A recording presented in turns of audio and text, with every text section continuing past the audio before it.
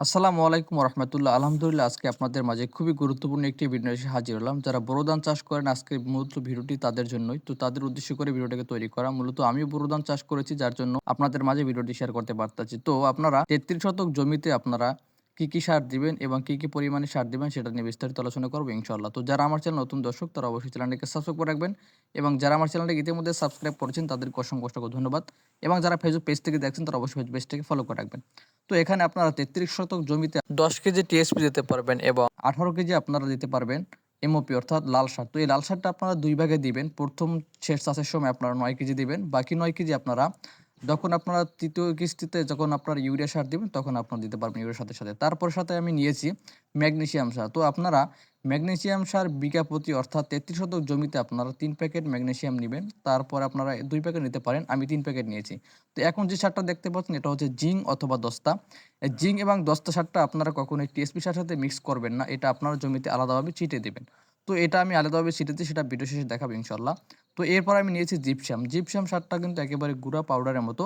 এটা কিন্তু বাতাসে ধরলে কিন্তু উড়ে যায়। তো এই জিপসামটাও আমি বিঘা প্রতি আমি ১০ কেজি দিয়েছি অর্থাৎ ৩৩ শতক জমিতে আমি ১০ কেজি। তো জিপসামটা আপনারা যখন সারের সাথে মিক্স করবেন তখন যদি আপনারা একটু হালকা পানির ছিটা দিয়ে নেন তাহলে কিন্তু বাতাসে এটা উড়ে যাওয়ার সম্ভাবনা খুবই কম থাকে।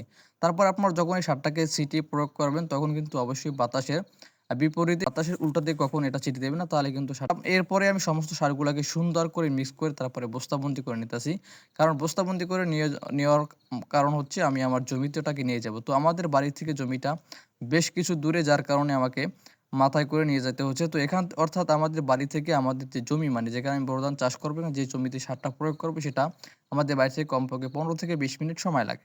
তো যাই হোক, তারপর আপনারা যখন এই সারটাকে জমিতে যখন ছিটাবেন তখন অবশ্যই আপনার জমিতে কিন্তু পানি থাকা জরুরি। আপনি একদম বেশি পানি যদি না রাখতে পারেন সেক্ষেত্রে আপনাকে কম করে হলেও ২ ইঞ্চি পরিমাণ আপনাকে পানি রাখতে হবে। অর্থাৎ আপনি এমন পরিমাণ পানি রাখবেন যাতে করে আপনি যে সারটা প্রয়োগ করবেন এই সারটা যেন একেবারে মাটির সাথে গলে মিশে যায়। তো এই সারটা আপনারা কিন্তু জমিতে সেচ চাষ দেওয়ার আগে প্রয়োগ করে তারপরে কিন্তু আপনারা বাকি চাষটা দিয়ে দিবেন। তাহলে কিন্তু এটা মাটির সাথে ভালোভাবে মিশে যাবে এবং এর কার্যকারিতা খুবই বৃদ্ধি পাবে। তো আপনারা যখন এই মাটিতে সারটা প্রয়োগ করবেন তখন আপনারা অবশ্যই খেয়াল করবেন যাতে করে এই জমিতে যে পানি থাকে পানিটা যেন কোনোভাবেই এদিক ওদিক থেকে বের হয়ে না যেতে পারে। যদি আপনার এই সার দেওয়া পানিটা বের হয়ে যায় সেক্ষেত্রে কিন্তু আপনার সারের পরিমাণটা পানির সাথেই কিন্তু চলে যাবে। তো এখন দেখতে পাচ্ছেন যে জিঙ্ক বা দস্তা যে সারটা আমি কথা বলেছিলাম, সারটা এই আমি আলাদাভাবে রেখে দিয়েছি এবং এটাকে আমি আলাদাভাবে ছিটিয়ে দেবো। কারণ এটাকে আলাদাভাবে ছিটিয়ে দেওয়ার কারণ হচ্ছে আপনি টিএসপি সার ব্যতীত সমস্ত সারের সাথে আপনি এই দস্তা সারটা মিক্স করতে পারবেন। যদি টিএসপি সারের সাথে দস্তা সার মিক্স করে জমিতে প্রয়োগ করেন তাহলে দেখবেন ওই জমিতে কিন্তু অ্যাসিড হয়ে যাবে, যার ফলে কিন্তু আপনি যে চারা বা যে গাছ রোপণ করবেন